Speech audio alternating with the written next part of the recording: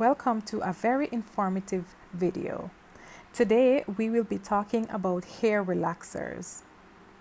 We will be covering topics such as what is a hair relaxer, what happens during a hair relaxing process, different type of relaxers, pros and cons of each relaxer, processing time for relaxers, what is a pH and how to measure pH using the pH scale, and the purpose of neutralizing shampoos.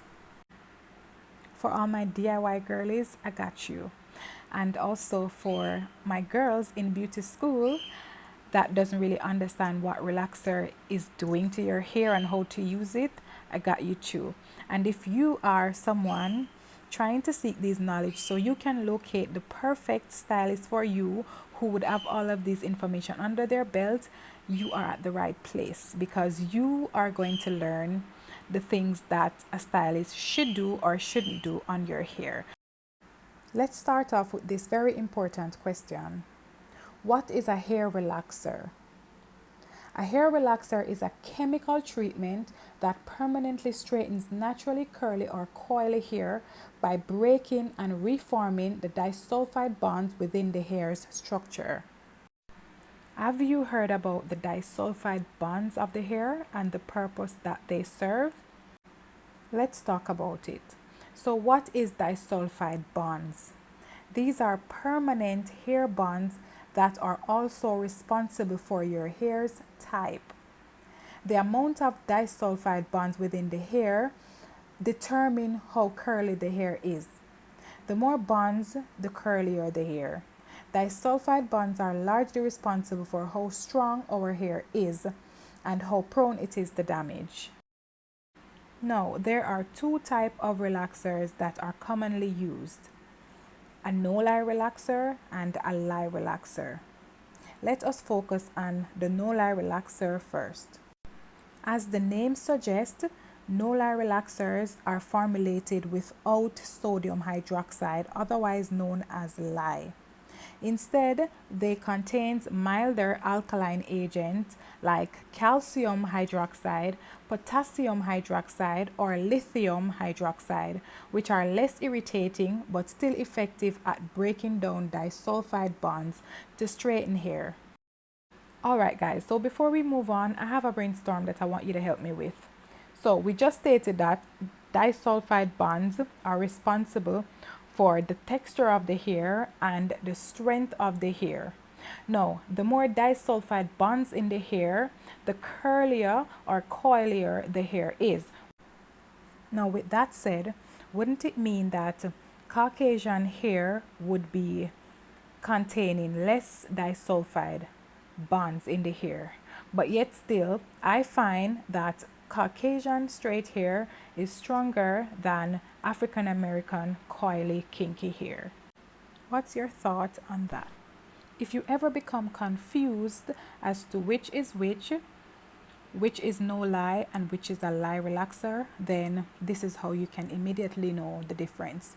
If you have a relaxer in your hand and it comes into a kit, and when you open that kit, you realize that you have a part A and a part B that is supposed to be mixed together, then you know that that is a no-lie relaxer. And if you have a relaxer in your hand and it's in a jar and don't need any mixing at all, you just apply that onto the hair, then you have a lie relaxer.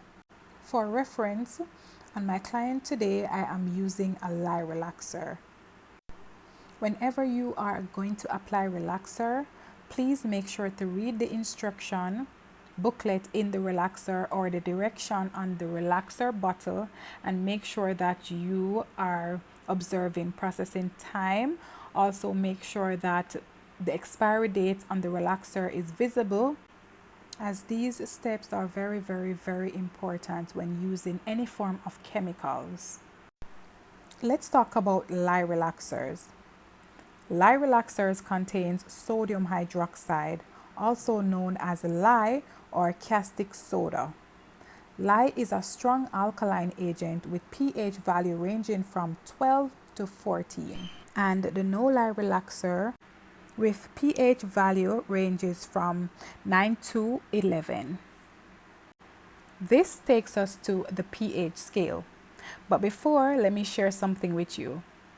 Upon creating the content for this video, I had a light bulb moment where I did a poll with the people that I speak with on a day-to-day basis just to know how many of them knows what is a pH scale.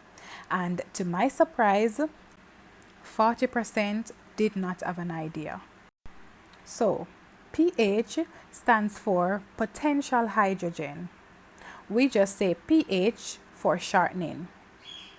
pH is a measurement used to determine the acidity and alkalinity of a substance.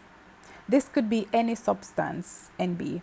The scale is represented by numbers ranging from 0 to 14, where 7 is neutral.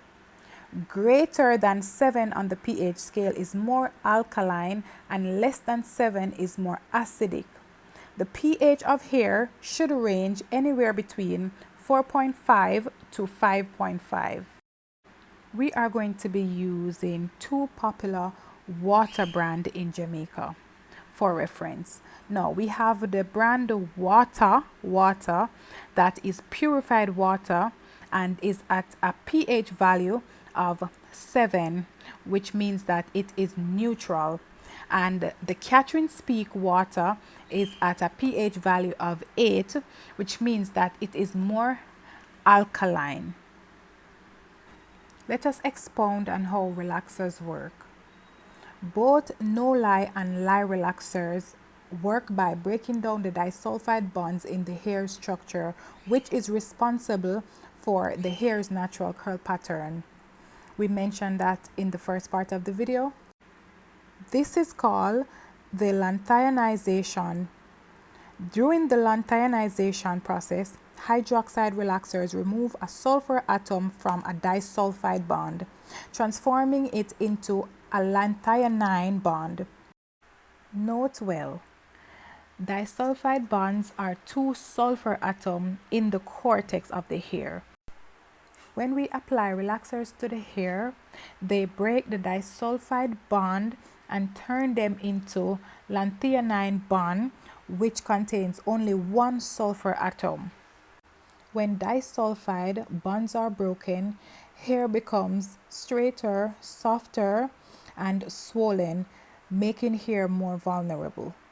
Now, I'm reading your mind because I know that you have a question. And I know that your question is, how can we rebuild these bonds that we have broken with the relaxer? And I wish I was able to answer that question, but unfortunately I am not able to, because there is no way for us to rebuild those bonds. There is no magical portion that we can use on the hair. They just have to stay as is.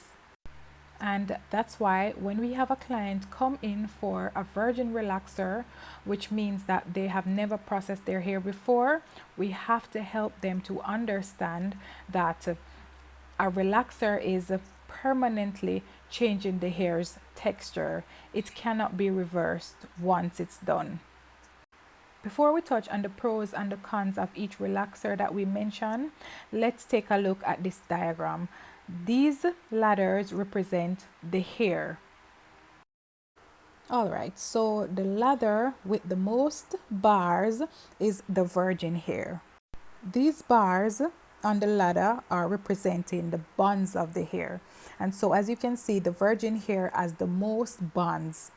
Alright, so then let's move on to ladder 2, which is the relaxer number 1. That is what the hair will look like after you have relaxed your virgin hair.